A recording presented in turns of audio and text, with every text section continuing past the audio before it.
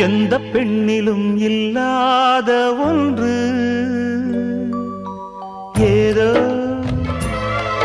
அது ஏதோ அடி ஏதோ உன்னிடம் இருக்கிறது அதை அறியாமல் விடமாட்டேன் அதுவரை உன்னை தொடமாட்டேன் எந்த பெண்ணிலும் இல்லாத ஒன்று ஏதோ அது ஏதோ அடி ஏதோ உன்னிடம் இருக்கிறது